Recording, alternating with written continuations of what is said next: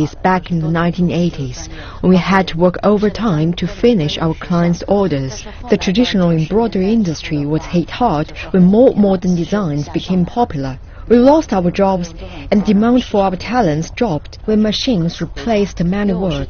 I stayed at home for 3 to 4 years, but didn't stop doing embroidery work at that time. But many of my peers, they gave up and changed jobs. Jin said the hard years gave her the opportunity to switch her role from a manual worker to a designer. Today, most of her work requires at least 6 months to complete. To pass on her skills, Jin Jiahong has taken on some new apprentices. She wants to help people find inner peace through handicraft work like silk embroidery. She hopes there will always be someone like her who will preserve this traditional skill, both in good times and bad.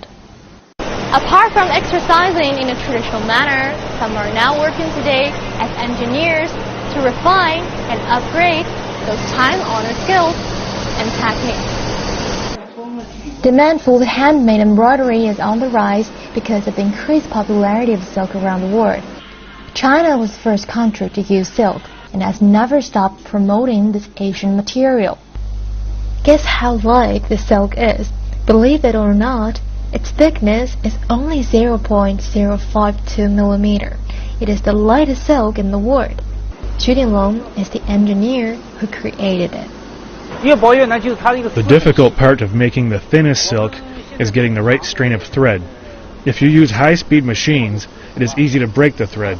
It took me 6 months of work to perfect this. I started from the very beginning of the process, from the silkworm, and made changes all the way up to the speed of the machines.